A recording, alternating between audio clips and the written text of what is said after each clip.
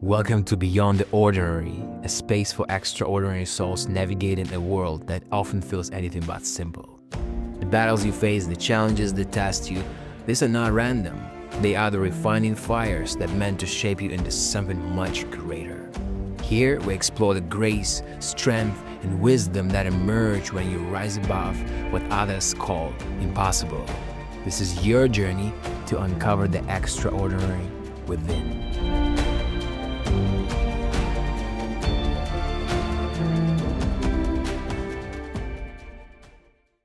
Welcome back, and if you're joining us for the first time, welcome.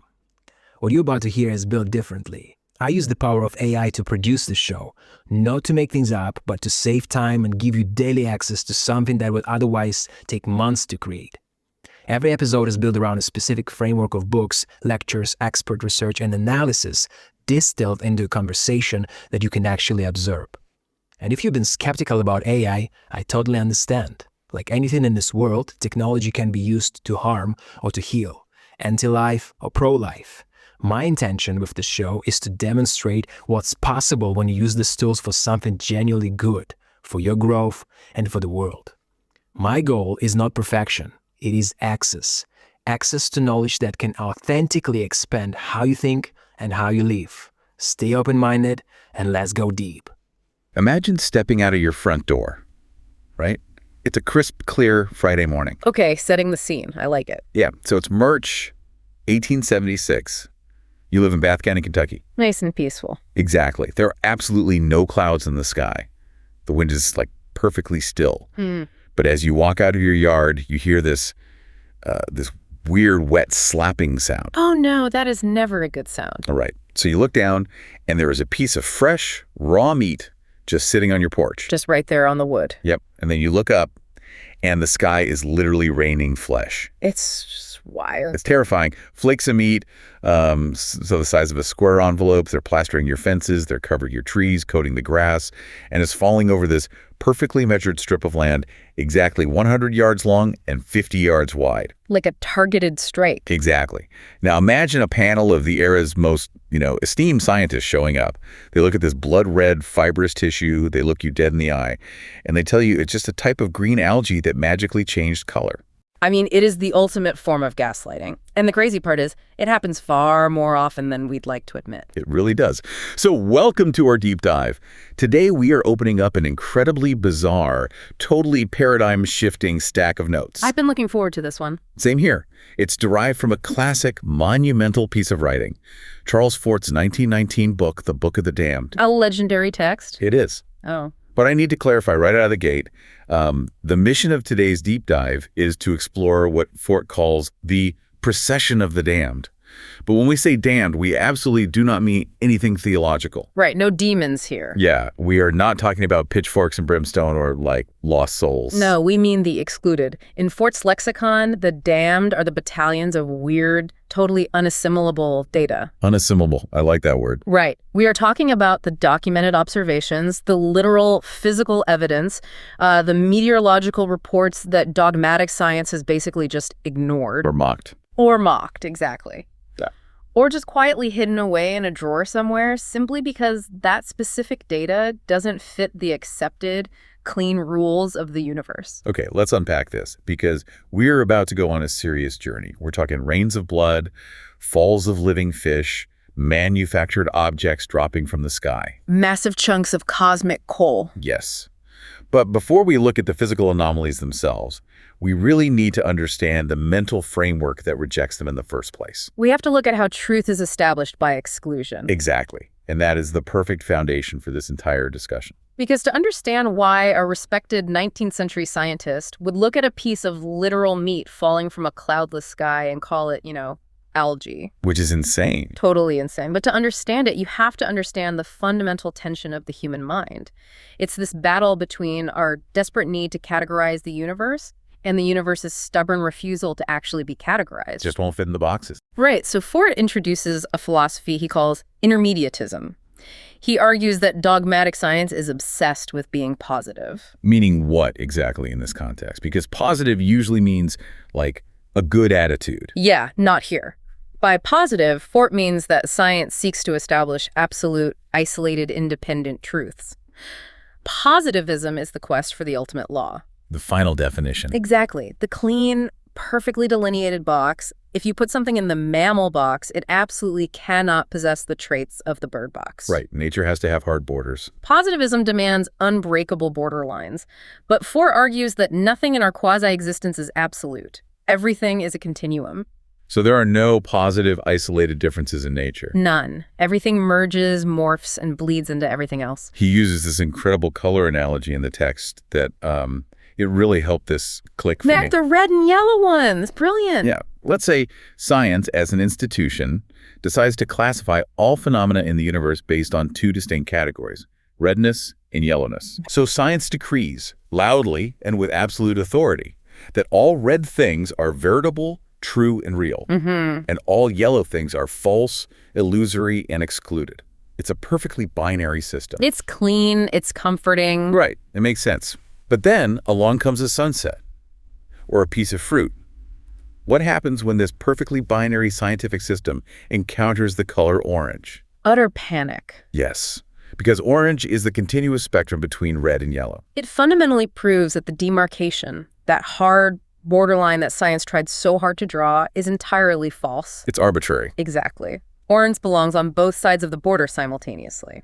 Therefore, Fort concludes, any scientific law that excludes data just to maintain its neat little red versus yellow system is, by definition, an arbitrary law. It's protecting the filing system, not the truth. That's the perfect way to phrase it. And he expands on this interconnectedness with an analogy that, honestly, I haven't been able to stop thinking about. The cheese. The cheese. He talks about a mouse and a bug in the heart of a wheel of cheese. This is such a brilliant illustration of intermediatism. It really is. Like, if you look at a mouse and a bug, your brain tells you that no two things could seem more positively, definitively different. Right. One is a vertebrate mammal, the other is an invertebrate insect. Totally different boxes. Yeah. But Fort says, zoom out. If both the mouse and the bug stay in that cheese for a week or a month, eating it, living in it. Both of them are eventually just transmutations of the cheese. Yes. They are made of the cheese. They are just different expressions of an all-inclusive nexus. Everything in the universe is interconnected. Everything is just a localized expression trying to break away and pretend it has its own fiercely independent identity. Okay, but I have to play devil's advocate here for a second. Oh, for it. Surely we need definitions to function, right? I mean, a house is a house. You can't just say a house is a cheese or a bug or a cloud. Right. We need to agree on what a house is just to live in human society. If we don't draw lines, isn't everything just meaningless chaos? See, that is the exact instinct that drives positivism. You're echoing the fundamental human survival mechanism. I mean, it feels pretty necessary. It does. But Fort counters that directly in the source text. He asks it a very simple question. What precisely makes a house? Okay. Is it residence? If human occupancy is what constitutes houseness, then a barn becomes a house the second a squatter sleeps in it. Fair point. What if an animal lives in it? Is a bird's nest a house? Is a hermit crab's shell a house? Well, functionally, yes. I'd say so. Okay, so if function is the defining trait, then the White House in Washington, D.C. and a discarded seashell on a beach exist on the exact same continuum. Oh, wow. I see what you're saying. They are the same thing, just separated by degrees of complexity. Right. What if you try to define a house by its building materials? Wood, brick, stone. That wouldn't work. No, because an Inuit family might build a house out of frozen water. Fort's point is that our definitions are never absolute universal truths. They are temporary agreements. They're just linguistic tools. Exactly. Linguistic tools we use so we don't go completely mad trying to navigate our daily lives. So when science draws these hard lines, it's not necessarily doing something malicious. It's just trying to organize the chaos. Precisely. Fort makes it very clear that this scientific dogmatism isn't evil. It's sociologically necessary. It operates much like a department store or a government. A department store. Yeah, think about it. A department store organizes items into clothing, hardware, and groceries, so you, the shopper, can actually find a hammer without digging through piles of sweaters. This is incredibly useful. It is, but, and this is the crucial pivot, the universe is not a department store. The universe doesn't care about our aisles and shelves. Not at all. Science only becomes restrictive and, frankly, absurd when it denies reality simply to protect its own filing system. Like when it encounters a hammer made of wool, so to speak. Yes.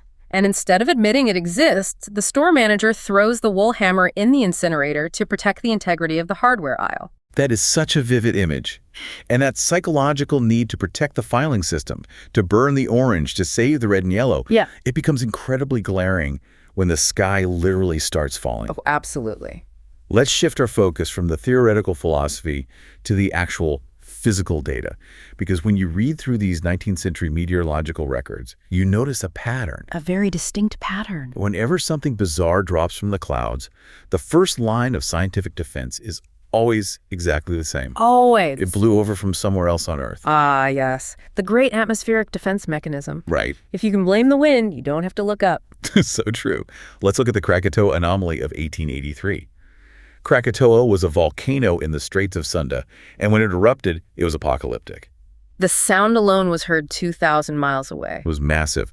But what followed the eruption was this incredibly bizarre global atmospheric effect. People all over the world started seeing brilliant, totally unprecedented colored sunsets. The sun appeared green. Yes, and people saw literal blue moons. Now, a green sun and a blue moon are highly irregular. Science had to account for these unconventionalities very quickly before public imagination ran wild. He had to get out ahead of it. Exactly. So the orthodoxy of the day, specifically the Krakatoa Committee of the Royal Society, which published a massive, authoritative 492-page report, they agreed upon a very neat, easily digestible explanation. They claimed these visual phenomena were simply caused by particles of volcanic dust cast high into the upper atmosphere by the Krakatoa explosion. Which on its face sounds completely reasonable. Yeah, volcanic dust in the atmosphere refracts light, causing weird sunsets. I think most people today would hear that and just nod along. You absolutely buy it, right up until you look at the excluded data. The data for it painstakingly dug up. Which changes everything. Completely. Because the atmospheric effects didn't just last for a few weeks or months. They lasted for 7 years. Wait, 7 years? 7 years. And here is the physical impossibility. Within those 7 years, there was a lapse of several years where the effects stopped entirely and then magically started again. Let's think about the actual physics of that. How does volcanic dust stay suspended in the Earth's atmosphere for 7 years, taking a multi-year break in the middle? It doesn't. Gravity exists. Dust settles. Precipitation washes the atmosphere clean. It simply doesn't work. The mechanics of atmospheric suspension cannot account for a 7-year hiatus in return. So I just hovered there, taking a vacation. Apparently. Fort points out the sheer absurdity of the Royal Society's conclusion. He argues that science accepted this utterly preposterous physical explanation of magical, floating, hibernating dust solely to avoid admitting a much more terrifying possibility. That the dust causing the green suns didn't come from Krakatoa at all. Right. It came from outer space. Because to admit that the Earth is receiving massive, prolonged streams of cosmic dust is to admit that the Earth is not a closed system. Exactly. Science wants the Earth to be a snug, isolated, safe little room. And Krakatoa was just a highly convenient local excuse to explain away a cosmic event. But then you get to the Great Dust Fall of 1903. And that snug little room gets very, very dirty. Oh, this case is incredible. Between 1902 and 1903, there were massive falls of red dust and mud. And I mean massive. It fell in Australia. It fell across Europe, Belgium, Holland, Germany, Austria. It was everywhere. Ships in the middle of the Atlantic Ocean reported red mud falling on their decks. The mathematical calculation was that in England alone, 10 million tons of this matter had fallen. Let's just sit with that number for a second. 10 million tons. It's unfathomable. Just over the landmass of England. And the scientific establishment's response is pure comedy. One chemist, a Mr. E.G. Clayton, actually stood up and read a paper to the Royal Chemical Society.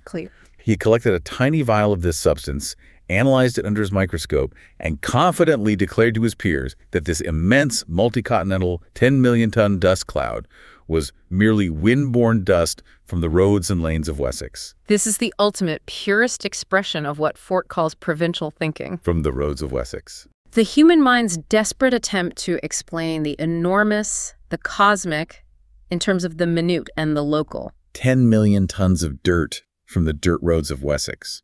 If a windstorm stripped 10 million tons of topsoil from one county, the roads wouldn't just be dusty, there would be a crater. A literal canyon. The lanes of Wessex would be a canyon.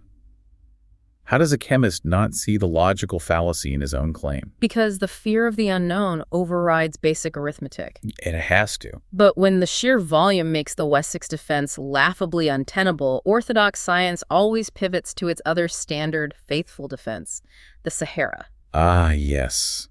The magic desert. If red dust falls anywhere in Europe, they claim it's sand blown over from the Sahara Desert. Even though the Sahara is mostly composed of white and yellow silica sand, and the precipitations falling on Europe were thick red mud. Exactly. But here's where we see the absolute hypnosis of dogmatic science at work. Various chemists across Europe analyzed this red rain. Or what did they find? Well, one by one, they published their findings, confidently and uniformly, absolutely identifying it as Sahara sand.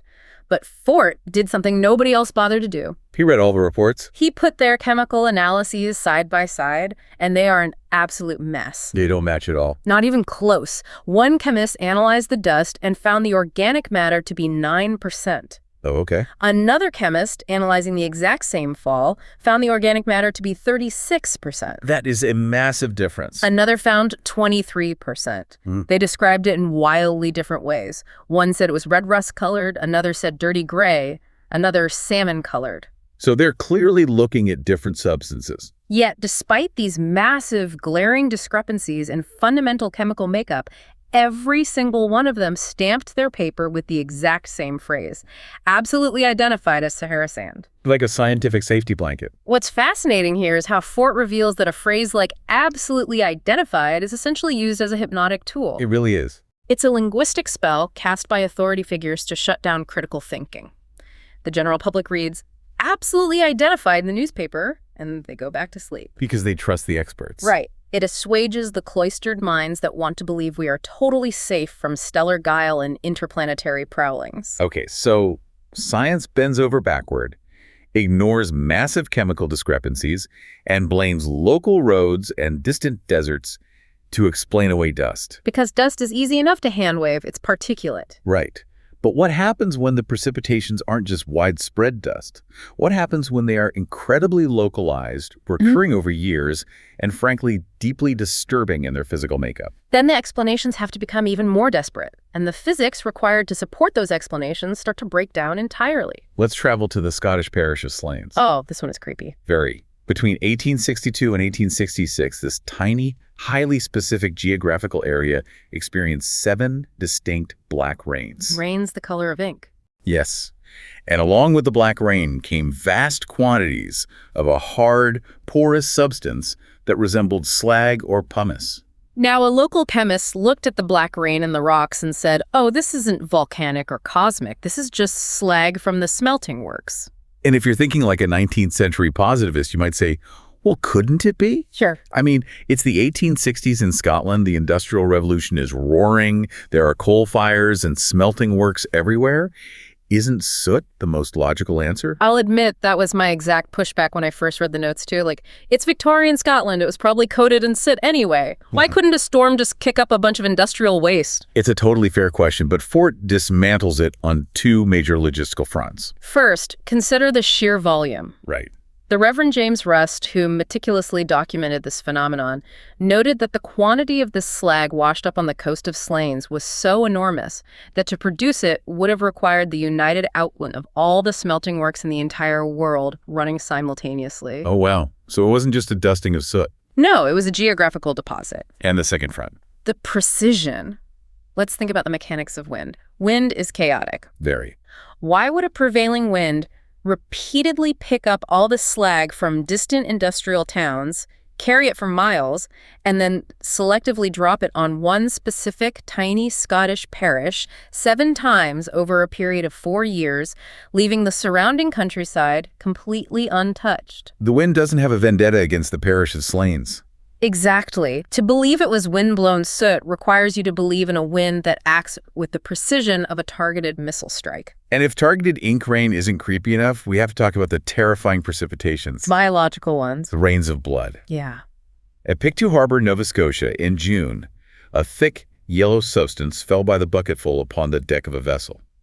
The chemist who analyzed it noted that when heated, it gave off nitrogen, ammonia, and an overpowering animal odor. Disgusting. But the editor of the prestigious scientific journal that published the finding just hand-waved the chemical analysis away and declared, It was pine pollen. Because pollen is safe. Pollen is from a tree on Earth.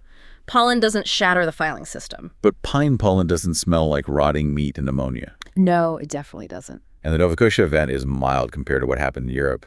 At Genoa, Italy, and across France and Spain, red rains fell in enormous quantities. Tons of it. In France, scientists actually heated the red substance. It carbonized and left a residue that spread the unmistakable, nauseating odor of charred animal flesh. Charred flesh falling from the sky. Hundreds of thousands of tons of this material fell. And again, dogmatic science desperately called it pollen or Sahara sand. Which, Ford admits with a touch of irony, is actually a good thing from a sociological perspective. How so? Well, imagine if the scientific establishment announced the truth. If a gush of literal, finely divided animal blood and tissue fell on New York City today, and the mayor went on television and said, "We have no idea where this came from, space is bleeding on us," society would instantly collapse. Okay, yeah, total panic. So, science acts as a vital soothing mechanism. It lies to keep the peace. But we're here to look at the excluded data. And the data suggests, overwhelmingly, that these falls were composed of decaying organic animal matter. What blows my mind about this is that the organic matter isn't always red blood or yellow ammonia.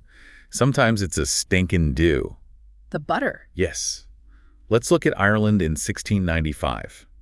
Across the entire provinces of Munster and Leinster, the Bishop of Cloyne documented a soft, clammy, dark yellow substance falling over the countryside. He specifically described it as being like butter. And it fell in solid lumps the size of a human finger. And it smelled awful. The accounts specifically mention a strong, ill, putrid scent. Yes. But here's the wildest part. It didn't just fall during one freak storm. It fell for a good part of the spring season. People just got used to it. The locals were so accustomed to it, they actually gathered it in pots and jars and used it as a topical medicine for wounds. Which is incredibly brave. Or desperate. Yeah. And the cattle grazing in the fields happily ate it off the grass. What's truly fascinating here is the absolute total ostracism of this data by later scientists. They just ignored it. Completely. When it came to the Irish sky butter, science didn't even bother trying to invent a whirlwind or a volcanic explanation. They just buried the data alive. It is completely ignored in subsequent meteorological literature. Why, though? Why not just call it like Irish swamp gas or something? Because the nature of the fall breaks all the rules of atmospheric physics. If a whirlwind scoops something up, it drops it relatively quickly as the vortex loses energy. Right. But if you accept that a heavy, butter-like substance fell consistently for weeks over a localized area, you are forced to consider a terrifying, paradigm-shattering concept. A stationary region overhead. You mean something hovering. Exactly. A region in the upper atmosphere or beyond it, where the Earth's normal gravitational and meteorological forces are somehow inert. Just parked up there. A place just sitting there, locked in position for weeks, slowly dropping unknown, rotting organic material onto the provinces of Munster and Leinster. To accept the butter is to accept the hovering region. And science cannot accept the hovering region. Which perfectly transitions us into what happens when these hovering, unexplainable things get gelatinous. Oh, the goo. Because if the exclusionists hate dust and sky butter, they absolutely despise goo. They really do. And they have a favorite go-to scapegoat whenever a citizen reports gelatinous anomalies: the mighty nostoc and the classic frog spawn. So nostoc is a genus of cyanobacteria, basically an algae. It can lie dormant and dry on the ground for a long time, and then when it rains, it rapidly swells up into a jelly-like mass. Like magic. Because of this trait, it has become the perfect, unassailable scientific excuse for anything gooey that people claim fell from the sky. Let's test that excuse against the Amherst object, August 13th, 1819, in Amherst, Massachusetts.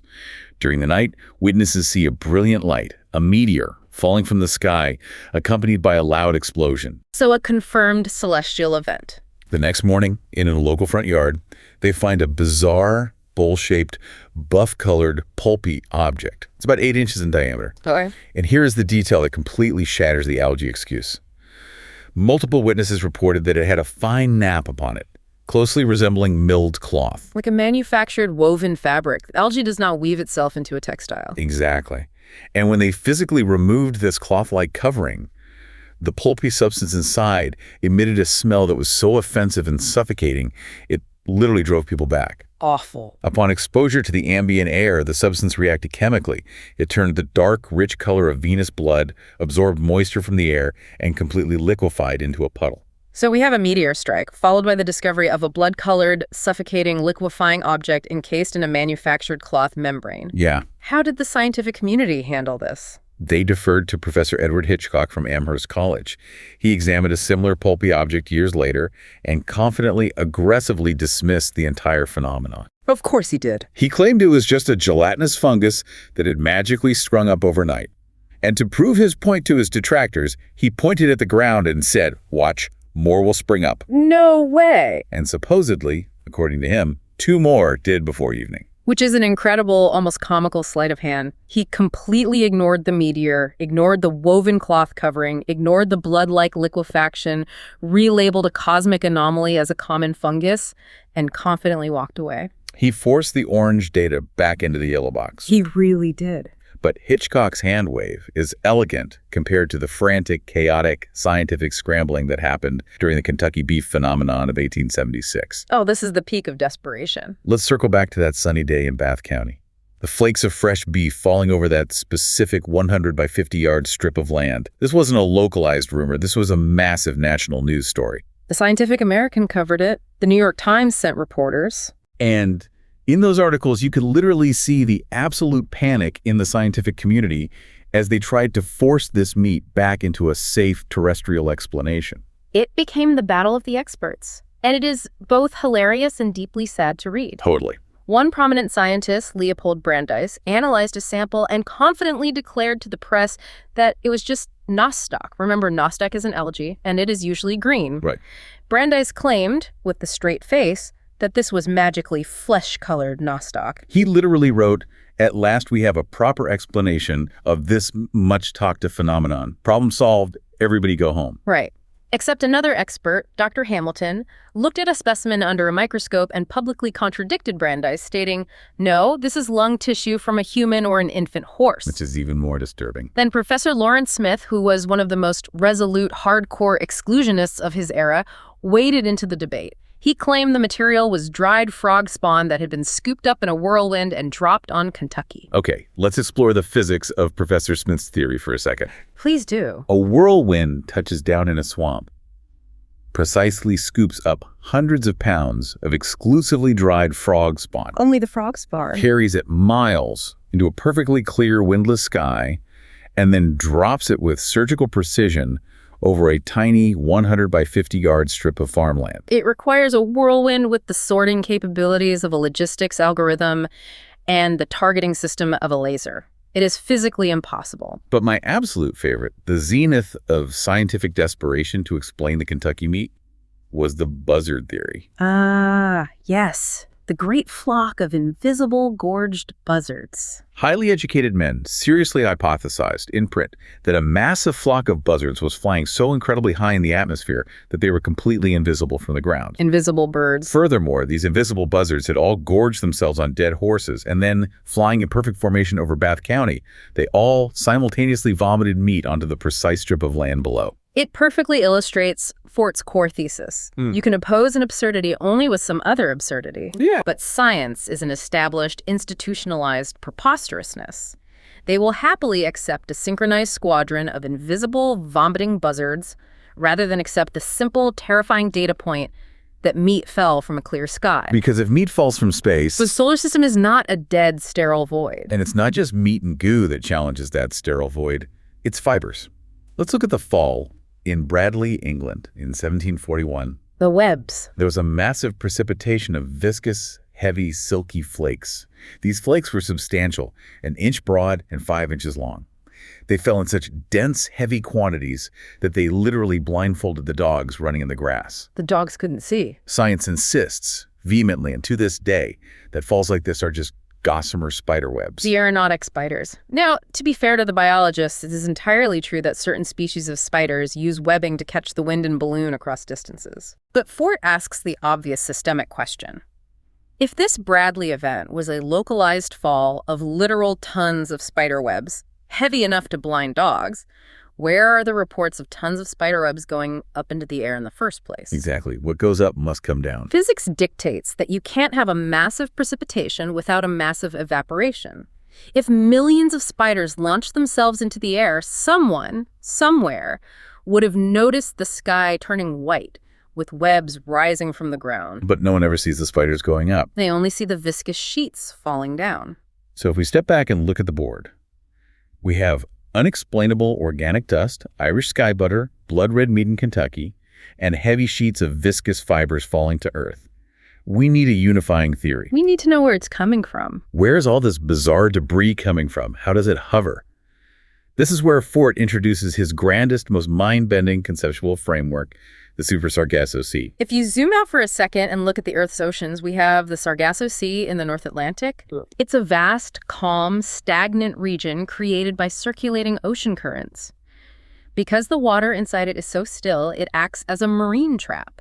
It catches derelict ships, massive mats of seaweed, floating debris, and ocean garbage. It all just pools there. Fort is suggesting that a similar dynamic exists in the cosmos, a region above the Earth where gravitation and atmospheric forces are inert, a cosmic garbage patch. I've always pictured it like the attic of the solar system. That's a good way to look at it. You know how stuff just gets shoved up into your attic at home? Yeah. Old clothes, broken toys, dust. It just sits up there in the dark for decades, perfectly still. Just waiting. And occasionally the floorboards give way or a roof leak happens and a bunch of weird old rotting junk falls right into the middle of your living room. That is an exceptionally apt metaphor because the Super Sargasso Sea isn't just catching space debris, it's carrying old cargoes from ancient interplanetary wrecks. And it's catching terrestrial items that were swept up by violently powerful cyclones from Earth's ancient past, held in suspension for centuries. Which perfectly explains the putrid rotting smell. Yes. The Nova Scotia blood rain, the foul-smelling Irish butter, the rancid Kentucky beef. They smell like decay because they aren't fresh. They've been sitting in the cosmic attic, Slowly decomposing in a state of suspended animation until a terrestrial atmospheric disturbance shakes the floorboards and they drop. Exactly. And if we carry that attic metaphor forward, what kind of junk falls from an attic? It's not just organic sludge, it's manufactured industrial material. Right. We're talking about heavy processed materials. In 1873, a shower of cinders rained down on the deck of a light ship at sea. Where are cinders coming from over the open ocean? Nowhere on Earth. In Florida, a massive carved block of limestone just dropped out of the sky into a field. In Russia, in 1832, a transparent wine-yellow substance fell over a large area. It smelled intensely like rancid oil, to the point that a local chemist literally classified it as sky oil. But the ultimate heresy, the single data point that dogmatic science fights hardest against, the thing they absolutely refuse to let out of the attic, is cosmic coal. Because coal isn't just a rock. Coal implies life. It absolutely does. Coal is fossilized, compressed organic matter. It's ancient forests. Precisely. If coal falls from the sky, it fundamentally shatters the scientific paradigm. It implies that somewhere out there, floating in the Super Sargasso Sea or on other planetary bodies, there were vast forests, complex organic processes, and perhaps even industrial processing that resulted in cinders and slag. So has coal actually fallen from the sky? Yes, extensively. Take the Alais meteorite that fell in France in 1806. A formal commission from the French Academy examined it and concluded that it emitted a bituminous substance. Wow. Dr. Walter Flight, a respected chemist, analyzed carbonaceous meteorites and described them as an earthy kind of coal. But mainstream science avoids carbonaceous meteorites like the plague. They just sweep them under the rug. Because a chunk of space coal completely destroys the red and yellow filing system of a dead, sterile cosmos. And it gets even worse for the exclusionists when people start looking closely at those meteorites. Let's talk about the tragic case of Dr. Hahn. Poor Dr. Hahn. Dr. Hahn was a well-known, respected scientist in the late 19th century who took a massive professional risk. He took thin slices of various meteorites, examined them under a high-powered microscope, and announced to the world that he found microscopic fossils inside them. He didn't just claim it, he photographed them and published a book. You had the receipts. The images clearly show the internal structures of corals, sponges, and the hinges of tiny bivalve shells. Extraterrestrial marine life embedded in rock. And how did the scientific establishment react to a colleague presenting photographic evidence of space sponges? They destroyed him. Professor Lawrence Smith, the exact same man who blamed the Kentucky beef fall on a whirlwind of frogs, Spawn led the charge. Of course it was him. He publicly declared Dr. Hahn a half-insane man whose imagination has run away with him. Did Professor Smith actually look at Dr. Hahn's meteorite samples under a microscope to debunk them? No, that's the tragedy of positivism. He never once looked at the specimens. He just attacked the man's sanity. That is so frustrating. Another scientist, Dr. Wineland, actually did look at the samples and publicly confirmed that they were indeed organic fossils. But the scientific community's response was absolute deafening silence. Damnation by disregard. If you ignore the space sponge long enough, society forgets it exists. Because if you let the space sponges into the scientific department store, the whole cosmic attic comes crashing down. Exactly. But wait, if we carry the attic metaphor further, an attic isn't just full of dead junk and old wood. An attic has pests, mice, spiders, bats. It does. So if inorganic garbage, dead organics, and fossilized shells are falling from this super Sargasso Sea, what about living creatures? This is where the data transitions from bizarre to truly surreal. We are talking about the well-documented mass falls of living animals. Let me set the scene for January 15th, 1877 in Memphis, Tennessee. It's the dead of winter. A violent storm rolls through. Okay. After the torrential downpour, citizens walk outside to find thousands of black snakes, ranging from a foot to 18 inches long, crawling on the sidewalks. Just crawling everywhere. They didn't wash up from the river. They appeared out of nowhere, completely covering a strict, defined 2-block radius. In Montreal, December 1857, thousands of living lizards fell on the sidewalks. Lizards now. In Cambridge, England, in the summer of 1874, an enormous fall of ants occurred, and many of them were wingless. The central confounding mystery of all these animal falls is what Fort identifies as the rule of segregation. Yes, this is the part that breaks the whirlwind theory entirely. How does a storm pick up only snakes, or only lizards, or only wingless ants? It makes no sense. If a tornado touches down in a forest or a pond, it is a chaotic engine of destruction. It takes everything in its path. It takes dirt, rocks, leaves, branches, mud, garbage. But the precipitations from the sky are incredibly, impossibly sorted. And Fort points out a brilliant logical deduction here. It is one of the most elegant takedowns of dogmatic science in the entire book. It's the argument of the missing tadpoles. Oh, this specific point completely blew my mind when I read it. It's so simple, yet so utterly devastating to the orthodox explanation. Mainstream science has always claimed that when frogs or fish fall from the sky, they were simply scooped up from local ponds by a passing whirlwind or waterspout, carried for a bit, and dropped. That's the standard line. But Ford spent years combing through every meteorological record, every newspaper account, every scientific journal detailing a fall of frogs. And he found a glaring omission. There is not a single, solitary record of tadpoles falling from the sky. Not one. Millions of frogs, 0 tadpoles. Furthermore, it is almost never full-grown adult frogs. It is almost always frogs that are just a few months old. Now, think about the physics of a vortex. If a whirlwind violently scoops up a pond, it doesn't have a biological filtration system. It shouldn't be picking and choosing. It should scoop up millions of gallons of water, tons of mud, heavy adult frogs, and millions upon millions of tadpoles. But the sky only drops juvenile frogs without a drop of pond water or mud. A whirlwind is chaos, not a biological sorting machine. And to prove the whirlwind theory impossible, we just have to look at the mountain ash fish fall in Wales, 1859. This is the nail in the coffin. Thousands of living minnows and sticklebacks fell on a tiny, specific strip of land, 80 yards long by 12 yards wide. They fell on roofs, they fell on the street.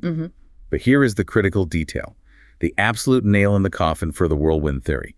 There were 2 distinct falls, separated by a 10-minute gap, on the exact same tiny strip of land. Let's analyze the physics of that event. For a whirlwind to be responsible, it would have to scoop up a massive bucket of fish, spin violently into the upper atmosphere, hold those fish in suspension without killing them, Which is already impossible. hover perfectly still, axially, over an 80-yard strip of land, drop half the fish, wait 10 minutes while maintaining its exact geographic position despite the surrounding storm winds, and then drop the second load of fish in the exact same footprint. It defies every known law of fluid dynamics and meteorology. This indicates, once again, a stationary source overhead.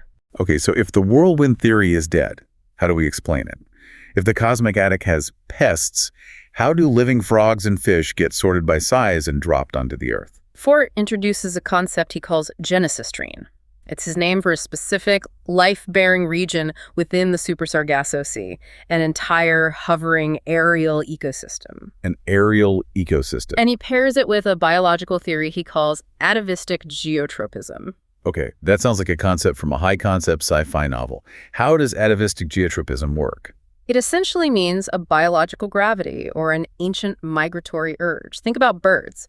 When winter approaches, millions of birds feel a deep, biological, irresistible urge to migrate thousands of miles south. Yeah. Fort is suggesting that millions of larval bugs, little frogs, and small fishes living in Genesis Stream might feel a similar biological atavistic urge to migrate. They aren't picked up by the wind.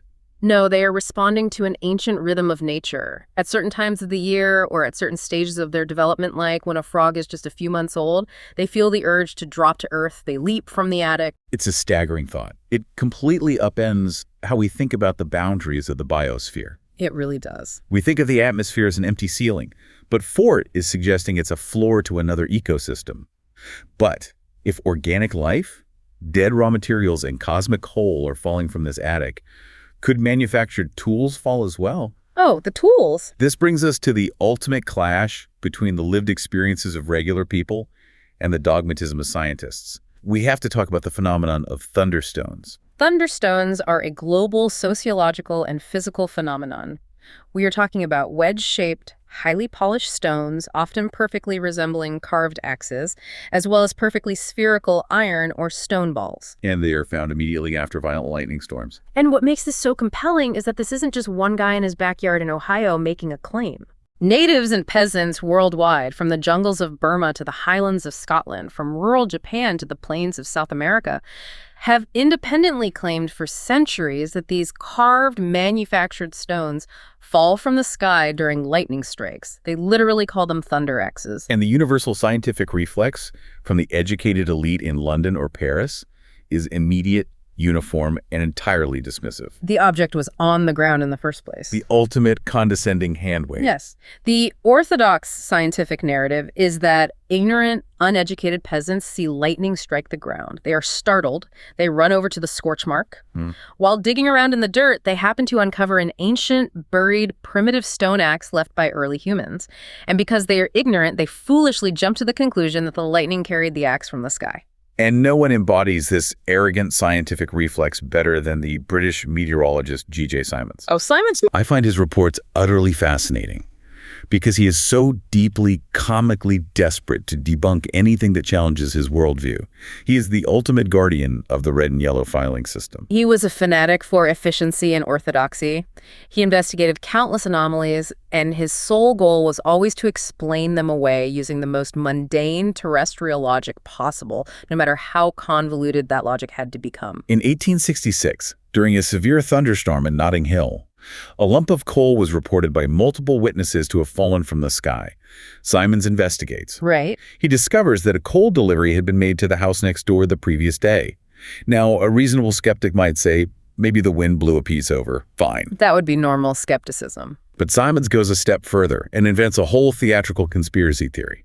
He officially claims in his report that a mischievous chemistry pupil must have secretly packed a piece of coal with explosives, waited for the storm, and thrown it into the gutter to make a fake thunderbolt to fool people. He literally lugs an entire imaginary, evidence-free narrative into scientific report just to ensure the data is thoroughly banned. It's absurd. He invents a phantom chemistry student to protect his worldview. And it gets worse. When 3 distinct lumps of strange earthy matter fell in Reading after a storm, Simons dismissed the evidence simply because the material wasn't true meteoritic material. It didn't look like the meteors he was used to. Right. He actually argued against the reality of the fall to protect the credit of Englishmen, as if believing in falling dirt was somehow an insult to the British Empire. But his absolute masterpiece of debunking the case that perfectly encapsulates the folly of positivism was the Westmoreland sandstone ball. Oh, this case is incredible. We have the Karras Wilson family. Educated, respectable people. Very respectable. They are looking out their window during a violent thunderstorm. They physically see a stone ball drop out of the sky. It hits the ground with such force that it kills a sheep in their yard and buries itself deep in the soil. Hey, go out and dig it up. It is a perfectly spherical stone ball. Simons reviewed the written accounts of the case. And without ever actually traveling to see the object, Without ever touching it or analyzing it, he declared that it was simply a common sandstone nodule that had been on the ground in the first place. The poor sheep was struck by lightning. The lightning hit the ground near the buried rock, and the family was confused. Mere coincidence. Oh, but wait, I have to step in here and play the skeptic again. Because when I read that, part of me thought, isn't it possible these really are just coincidences? Sure, it's possible. I mean, human beings are prone to pareidolia. We see faces in clouds, we see the Virgin Mary on toast. Round rocks and old primitive arrowheads literally are in the ground everywhere. They are. The earth is covered in them. Isn't it statistically logical that occasionally lightning strikes near an old rock and a terrified peasant connects two unrelated dots? It is entirely logical if it happens once or twice, or even in just one isolated culture, but Fort's whole methodology relies on the mass formation of data. The sheer volume of it. The sheer overwhelming volume of it. A coincidence once is fine. But when peasants in the deep jungles of Sumatra, the rice fields of Japan, the deserts of Africa, and the manicured lawns of England cultures with absolutely no contact with one another, all independently invent the exact same specific superstition about carved, polished stone axes and spheres falling from the sky, it becomes a pattern. The true unscientific act is to ignore the global pattern, to assert that every single time in every single culture across hundreds of years, it's just a confused peasant confusing a buried rock with a lightning bolt requires far more blind faith than simply believing the stones fell. And the ultimate vindication of the Westmoreland case is what happened when actual scientists, not armchair debunkers like Simons, finally looked at the ball. Yes. When deeper digging and physical analysis was done on that Westmoreland sphere, it wasn't a common solid sandstone nodule at all. Not at all. It was a highly complex hollow quartzite sphere, and inside the hollow center was a loose nucleus. It was a manufactured object. It looked like a cosmic bearing. But Simons had already categorized it as terrestrial sandstone, shut the file, and protected the system. Because if a hollow, manufactured quartzite sphere falls from the sky during a storm, the red and yellow filing system completely collapses. The existence of the orange is proved. Yes. The universe is not a sterile mechanical void. It is populated, complex, and occasionally its tools drop into our backyards. What a profound, deeply unsettling thought. We have gone on an absolute roller coaster today. We really have. We started with the philosophical realization that dogmatic science isn't objective truth. It's just a psychological survival mechanism, an illusion of positive reality. We looked at how that system desperately denies the skies with magical 7-year suspending Krakatoa dust and millions of tons of imaginary Wessex dirt. We waded through the targeted Scottish slag and the hovering medicinal Irish sky butter. We dodged the blood-red Kentucky meat and the suffocating Amherst goo. We explored the vast, suspended attic of the Super Sargasso Sea, dropping cosmic coal and alien fossils onto the Earth. We witnessed the incredible, physically impossible segregation of wingless ants and missing tadpoles leaping from the aerial ecosystem of Genesis Stream. And finally, we saw hollow, manufactured thunderstones crashing into lawns, only to be buried by the frantic conspiratorial excuses of men who are terrified of looking up. So what does this all mean? If we synthesize the core, enduring lesson of Charles Fort's Book of the Damned, it's this. Information isn't just about absorbing facts from a textbook. True understanding is about noticing what is being actively excluded to make those facts seem neat and tidy. The universe is not a clean binary system. It is a messy, interconnected continuum. And if we want to truly learn, if we want to actually understand the reality we live in, we must substitute absolute dogmatic belief with temporary, flexible acceptance. We must accept that our current rules, our current scientific laws, are just temporary stepping stones, not the final destination. I absolutely love that. And to you, listening right now, thank you for joining us on this exploration of the damned. Thank you for being willing to step outside the safe, heavily policed borders of dogmatic science and look at the weird, messy, orange reality of the universe. And I want to leave you with a final thought to mull over, building on everything we've unpacked today. Let's hear it. If our entire system of scientific reality relies on excluding data that doesn't fit, if we are just drawing arbitrary circles in the ocean and pretending the waves inside are positively different from the waves outside, what incredibly obvious, miraculous truths are currently sitting in your own personal attic of disregarded experiences? Oh, that's good. What anomalies in your own life are just waiting for you to stop calling them a coincidence? Think about that the next time you look up at a clear, cloudless sky. Keep your eyes open. Everything we explore today is only as valuable as what you do with it. Information without transformation is just noise. Over the last decade, I've built a methodology specifically designed to help you take what you are learning about your mind, your emotions, your consciousness, and yourself, and actually live it, use it. Use it practically in your daily life. It is the methodology which I called the ALIM method, which stands for awareness, letting go, intention, and mindfulness. Or when you master it, it becomes a life in miracles. And if today's episode stirred something up in you, come find out how I can put it into practice, how you can use this practical tool in your life. Visit alimmethod.com or connect with me on Instagram, Spirit of James.